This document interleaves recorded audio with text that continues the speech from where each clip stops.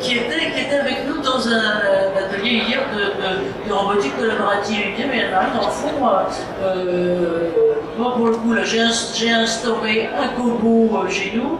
C'était aussi pour rebondir sur ce que vous disiez sur les PME. C'est une PME, 250 personnes. Romain, je suis désolé, vous ne pouvez pas vous défiler, vous êtes en plein milieu d'un rang, donc on ne se sauve pas comme ça. Un peu sur les questions que vous vous posez. Oui, bonjour, merci Romain Gauthier, c'est Société Clermont, écran mobilier de Saint-Forger. En effet, j'étais en veille sur la partie exosquelette, je suis agréablement surpris, je ne pensais pas que l'évolution avec le temps était aussi proche de ce qu'on peut être nous. Je pensais vraiment que c'était ciblé grands groupes.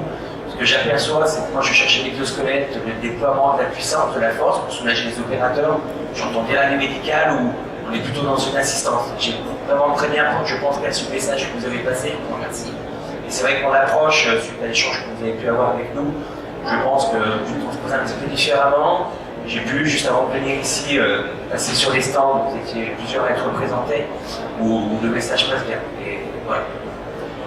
Parce qu'on pourrait dire si c'était que beaucoup d'intérêt de ma part, et je m'aperçois qu'on parlait de PME à l'instant, je pense qu'on est bientôt derrière.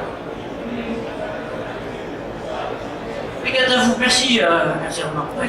Une réponse vraiment à ce que vous dites, parce que c'est très important. Moi, je m'intéresse aux exosquelettes, mais je m'intéresse aussi beaucoup aux corps-robots, parce que je pense que c'est vraiment une voie d'avenir énorme pour justement prévenir l'usure et pour aller dans le maintien dans l'emploi. Donc la démarche, c'est la même. D'ailleurs, si on interroge le CEA, ils disent que l'exosquelette, c'est un corbeau ambulant. On est exactement dans la même démarche. Donc ça, c'est très intéressant. Il n'y a pas seulement dans les grands groupes, enfin moi, mon intérêt, c'est exosquelette, mais aussi tout ce qui est corobotique. C'est aussi tout ce qu'on va pouvoir mettre en place dans les ateliers de demain pour penser l'usine du futur sur le plan ergo différemment. Et c'est toute une réflexion qui se met en place dans un certain nombre d'entreprises et de grands groupes qui peuvent être à la traîne. Merci. Un grand merci à vous. Je voudrais passer la parole aussi dans la salle à Jérôme Chemin. Jérôme Chemin, c'est le DTK. Oui, bonjour, Jérôme Chemin, c'est PTK, donc secrétaire général adjoint. Je voulais vous remercier. Il y a deux choses qui m'interpellent sur ce que vous avez dit. Déjà, le premier volet, c'est la prévention. Je pense que c'est essentiel aujourd'hui. On signe des accords sur la qualité de vie au travail. Beaucoup de difficultés, des fois, à mettre des choses concrètes dans la prévention. Je pense que vous apportez aujourd'hui une solution concrète. Je pense aussi qu'il faut faire connaître ces choses sur l'exosquelette. Voilà, on est tous en phase de formation. Moi, je veux dire que moi, je découvre depuis quelques temps aussi, et notamment grâce à Anne-Marie, ce domaine. Il n'y a rien de pire, je pense, quand on reçoit des cadres, plutôt des managers, etc., qui nous disent voilà, mon équipe souffre, je ne sais pas quoi faire. Voilà. Et la troisième donnée, évidemment, que vous avez dit, est relativement aussi rassurante. Je pense qu'on va gagner aussi la guerre entre guillemets des prix. C'est vrai qu'aujourd'hui, c'est un investissement important pour certaines entreprises. Les prix sont en train de baisser, comme on peut le voir, et je pense que ça va participer grandement aussi au déploiement. Et je pense vraiment que l'aspect des connaissances aujourd'hui est malheureusement très important et qu'il faut vraiment, et je salue la qualité de ces débats pour faire connaître évidemment ces exosquelettes. Merci. Pour rebondir un petit peu à ce que vous venez de dire. Merci à Jean. Attends, je veux juste, avant de te repasser la parole, justement, lui repasser la parole à lui, parce que je crois que ce que tu mets bien là en avant, c'est l'importance vraiment d'être nombreux finalement à penser ça. Par exemple hier, alors Lionel est gentil parce qu'il m'a donné beaucoup de son temps sur ce salon congrès. On avait autre chose qui était sur la coopération exemplaire, sur l'exemplarité des coopérations entre l'enseignement supérieur et les entreprises.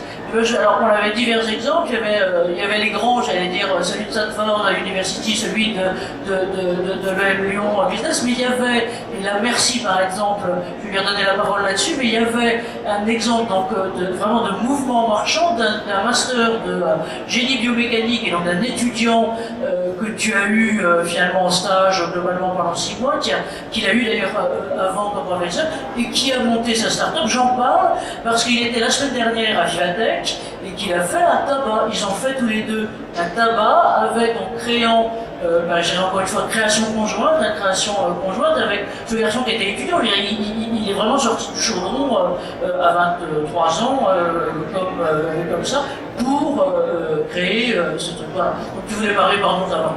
Oui, pour rebondir à ce que vous disiez, ça doit être un travail collaboratif et partie pluridisciplinaire. C'est-à-dire que nous, au départ de la démarche, en fait, on ne connaissait pas ce que c'était les nouvelles technologies d'assistance physique, et dedans je mets les cobots et les exosquelettes. Et en fait, on a fait un petit forum, on a invité 8 personnes par établissement. Différents fabricants et distributeurs du marché sont venus présenter leurs solutions. Et bon, c'était fin 2015, la technologie n'était pas mûre, etc. Et ce qui est intéressant, c'est quand nous on a lancé notre projet de conception de notre exosquelette, la première chose qu'on a fait, c'est un mini-lab, c'est une démarche d'innovation qu'on a fait avec la direction d'innovation et la recherche. Et en fait, à la SNCF, les mini-labs, il y en a une 60aine avant qu'on fasse le nôtre. Et ça a été nous, c'était le premier où je me suis permis d'inviter les organisations syndicales, puisque j'anime un GT pénibilité 2 fois par an avec les organisations syndicales nationales. Et j'ai 3 organisations syndicales qui sont venues et qui ont participé. Alors c'était super intéressant. Pourquoi? Parce que forcément, elles amènent leur vision, leurs inquiétudes et aussi leurs enjeux par rapport à leur sensibilité syndicale. Forcément, nous, on en tient compte, on a beaucoup échangé. Et ce qui ressort de ça, c'est qu'on a énormément discuté, non pas sur l'objet exosquelette, parce que l'exosquelette, Paul, Jacques, Tartampion, on s'en fiche un petit peu. Ce qui est important, c'est tout ce qui va autour, toute la démarche d'intégration. Et c'est ce qui a permis, nous, d'orienter la phase de conception en disant qu'on doit intégrer l'humain dans son environnement. Et si on met un exosquelette, comment on doit le faire, pas l'exosquelette, mais comment on doit faire cette démarche. Et en fait, c'est grâce aussi à ces discussions avec notamment les organisations syndicales, les services médicaux, je passe des meilleurs, et c'est ça qui est important. Et ça, j'étais pas plus tard encore que lundi après-midi avec les organisations syndicales de mon GT pénibilité, on fait un point systématique sur les exosquelettes et sur les cobots, puisque on fait aussi cobots, on a installé un cobot de ponçage de la société EasyBot, c'est une première mondiale, c'est leur premier client sur les pièces déposées, et c'est vrai que ça marche super bien. Et là, pareil, on enlève ce qui est physiquement pénible, l'agent garde toute son expertise pour savoir si c'est bien pensé. Vous comprenez, merci, c'est super. Vous comprenez pourquoi c'est les grands gourous à la table. Benoît, tu voulais le micro. Juste pour rebondir aussi sur ce que vous dites, l'expérience chez Beneteau, elle est exactement aussi dans ce contexte et de ce que tu dis, Lionel. Chez Beneteau, ils font des bateaux en série et ils font des bateaux à la demande. Sur les bateaux en série, ils ont des robots qui font le ponçage. Sur les bateaux en petite série, le robot industriel n'a pas son utilité. Par contre, sur les grandes surfaces de ces bateaux, les cobots, et ils viennent d'atterrir aussi à un EasyBot, enfin faire des essais en tout cas, et ils vont le faire avec un cobo parce que là, l'opérateur garde son expertise et il n'y a pas de rentabilité à mettre un robot. Et puis sur les parties complexes du bateau, la jonction des 2 coques, la jonction de la coque avec le pont, où toute cette automatisation n'a pas de valeur par rapport à la qualité de ce que l'opérateur est capable de faire dans ces zones complexes, mais qui sont pénibles à faire, eh ben, ils équipent avec des exosquelettes. Donc, c'est pas en concurrence ces dispositifs d'assistance physique. Est-ce qu'on peut dire qu'un robot industriel est un dispositif d'assistance physique? C'est peut-être un peu exagéré, mais entre les cobots et les robots, c'est pas du tout contradictoire. Par contre, ça ne traite pas exactement le même sujet. Chaque fois qu'on peut apporter une amélioration du poste de travail par rapport à la personne, on a gagné. Et puis il y a des cas de figure où on va aider la personne dans son poste de travail. Et là, c'est là qu'on va intervenir sur les exosquelettes. Ouais. C'est vrai, juste avant de passer la parole à monsieur, moi ce que je m'étais toujours demandé, mais finalement au début quand je ne connaissais rien, pourquoi Airbus est là-dessus, vu la taille, ils doivent quand même avoir tous les moyens de faire autre chose. Et c'est là où j'ai compris aussi que finalement c'est une question de qualité de travail et de finesse artisanale du travail quand on voyait. Oula quand on voyait les. Voilà, ça c'est les coéquipiers d'exosquelettes. Voilà. Quand on voyait les finesses des choses, voilà pour. Alors, je passe la parole à monsieur, si vous voulez bien juste mon signe sur le menton et dire qui vous êtes. Bonjour, Florent Couture, infirmier en centre de travail spécialisé dans le VTP. Oui, vous avez quelle réponse pour mon entreprise. Quand on parle de prévention secondaire ou tertiaire, en fait, moi, mon idée, c'est d'utiliser la reconnaissance travailleur handicapé, si elle existe déjà. Et moi, je sais que je vais pouvoir acheter des exosquelettes pour, et qui seront personnels par ce biais-là, pour répondre à une question, à une problématique donnée pour un salarié donné. Donc, via la reconnaissance travailleur handicapé, on peut avoir des budgets pour financer un exosquelette et penser le maintien dans l'emploi. Pareil pour l'aménagement de poste, le corps-robot par exemple, bon là pour le moment il est trop cher, mais dans l'idée tout ça que les prix baissent et qu'on puisse progressivement équiper les gens d'une manière individuelle. Voilà, pour le moment aujourd'hui on en est là, et après l'idée c'est en effet de déployer ça, mais avec des prix qui seront plus attractifs. Si je peux me permettre de compléter ce que vous dire, on vous mettra le lien sur le site si vous voulez. Moi j'étais complètement sidéré il y a quelques mois de découvrir une vidéo de quelque chose sur lequel effectivement, alors ce sont des choses tout à fait différentes, ils ont notamment une robotisation intégrée. Et c'était un reportage sur France 3 en fait qui faisait un truc sur un manutentionnaire. Alors, attendez, le mec 65 balais, manutentionnaire sur le port de Zacco. Faut dire que là-bas, vu les problèmes de démographie au travail et de difficultés qu'ils ont là, l'âge de la retraite va bientôt passer 80 balais. Enfin, pardon, c'est vraiment caricatural ce que je raconte. Mais le truc était vraiment intéressant parce qu'on voyait donc ce type qui s'équipait là et qui, alors moi je vois le marché de l'emploi là-bas il est très différent, hein, naturellement les choses sont très, très différentes, mais il y avait effectivement un dispositif qui était adapté et qui lui permettait, pour nous c'est assez insensé, mais de porter à cet âge-là des charges de 25 kg, il déchargeait récemment, je vois, il déchargeait d'énormes trucs de tissu. Et on voyait, donc ils avaient interviewé les deux avec et globalement l'autre sans, et on voyait le type de visuel. Et là, c'est une espèce d'obligation au Japon, et compte tenu de vraiment de l'énorme problème du marché du travail qu'ils ont besoin, mais c'est caricatural, mais c'est ça. Il y en a pas. Pour compléter ce que disait Agathe, moi je pense que les nouvelles technologies d'assistance physique, exosquelette, pour moi c'est à peu près la même approche et la même démarche. Ce sont des technologies qui n'existaient pas il y a quelques années et ça nous offre maintenant des marges de manœuvre qu'on n'avait pas il y a quelques années. Moi j'ai un agent dans un technicentre, il a un problème à l'épaule, remplacer une semelle de frein de 11 kg, à la rigueur il en fait une, la deuxième il ne peut pas. Sauf que quand il faut changer les semelles de frein, parfois il en a une centaine à faire dans la nuit. Donc s'il ne peut pas les faire, c'est son collègue qui les fait. Alors le collègue est sympa, il le fait, mais ce n'est pas une solution. Là, avec notre exosquelette, il les change, il n'y a aucun souci. Donc en fait, la technologie exosquelette ou la technologie Kobo, ce sont, pour nous, pour le milieu du handicap, en milieu du travail, c'est une bouffée d'oxygène. En revanche, il y a un travail à faire avec les médecins qui est encore plus important que pour une solution classique d'une table élévatrice ou autre, parce qu'il faut vraiment bien voir l'aptitude à utiliser cet exosquelette et ça pose d'autres questions que les questions classiques. Là, je rebondis parce que c'est très important. En fait, que va faire un médecin du travail? Il va faire des restrictions des aménagements postes de travail. Et typiquement, pour celui qui a mal à l'épaule, il va dire qu'il n'y a pas de travail en l'air.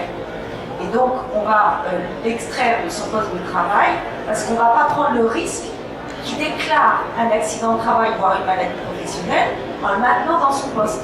Donc là, il y a quelque chose de très fin à faire.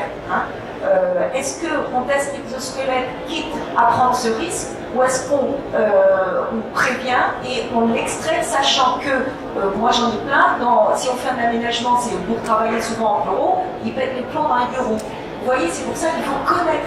Là, la médecine du travail et justement la spécialité douleur, elle entre vraiment en jeu parce que qu'est-ce qui est plus important, surtout en douleur chronique, on sait très bien qu'on va favoriser la douleur chronique si on enlève quelqu'un qui aime son travail, si on désinsérer professionnellement, alors que si on arrive à le maintenir dans son poste, et bien, avec les exosquelettes, on va réussir peut-être à passer un cap difficile et on va garder les compétences gagnant-gagnant, gagnant pour l'employeur, gagnant pour le salarié.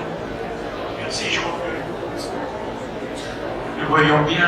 Merci. Le président dont j'ai dit du mal tout à l'heure. Nous voyons bien l'expertise qui est nécessaire et le délai qu'il peut y avoir entre une bonne idée supplémentaire et puis un petit risque supplémentaire. Il y a des problèmes longue durée, puisque les TMS, ça vient très lentement. Donc il faut, on le comprend bien, beaucoup d'expertise. Et le concours de vous tous paraît nécessaire pour apporter cette expertise. Pour pouvoir répondre rapidement, parce que chacun, c'est recevoir plus rapidement une solution. Est-ce que l'expertise augmente vite parmi nous et dans le monde sur ce sujet-là? C'est-à-dire une capacité à développer des nouveaux produits plus rapidement grâce à plus d'expertise. Et l'expertise qui appelle tout le monde, l'ingénieur, l'agronome, le médecin, le psychologue. Comment répondriez-vous à ça? Est-ce que ça augmente? Merci beaucoup, je crois qu'il y a... Ben voilà.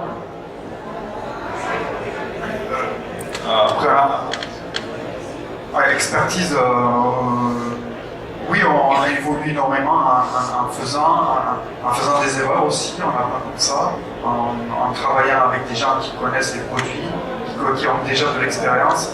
Et nous, c'est comme ça qu'on a grandi. Et vu la vitesse qu'on est allé sur ces 3 dernières années, j'ai aucun doute sur l'optimisation de ces produits. On va qu'encore gagner en poids, encore gagner en efficacité, et ça ne peut que grandir et que s'améliorer. Et puis une chose que je pense qu'on n'a pas dit, c'est que l'exosquelette, moi j'y crois, c'est sûr que ça va rentrer dans l'entreprise, mais c'est quand même la dernière chose qu'il faut mettre en place. C'est-à-dire qu'avant, on a regardé l'ergonomie, on a regardé FSFT, on a regardé qu'on peut aménager le poste au maximum. Et si vraiment il n'y a pas de solution, à ce moment-là, on va sur l'exosquelette.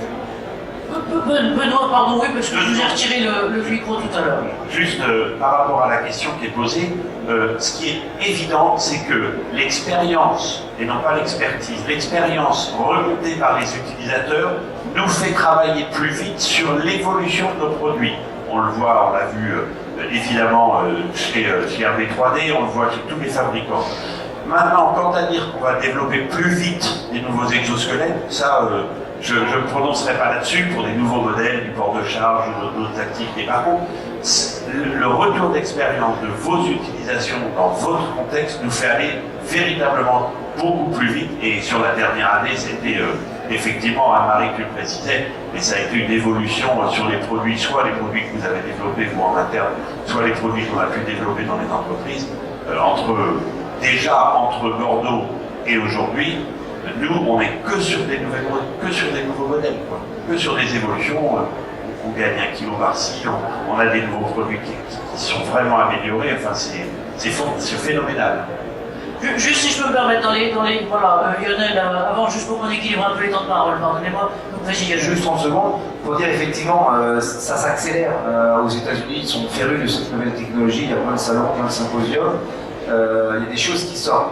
Après, moi je dis toujours, attention, on est quand même bridé d'un certain côté par tout ce qui est la propriété industrielle. Alors je sais que c'est un leitmotiv de ma part, mais j'ai quelques mauvaises expériences sur le sujet et il me semble important de rester prudent par rapport à ça, parce que globalement, d'assister maintien bras en l'air, ça reste un humain qui lève les bras. Donc à un moment donné, trouver des nouvelles solutions qui ne tombent pas sur le brevet des copains à côté, l'exercice va être de plus en plus difficile. Donc le marché, à un moment donné, il va falloir être ingénieux. Donc il faut faire attention par rapport à ça. En revanche, ce que je trouve intéressant, c'est que globalement, même s'il y a de la concurrence entre tous les produits, il y a largement la place pour tout le monde et pour de nouveaux produits. Donc quelque part, amusons-nous et inventons l'exosquelette de demain qui nous facilitera encore plus le travail.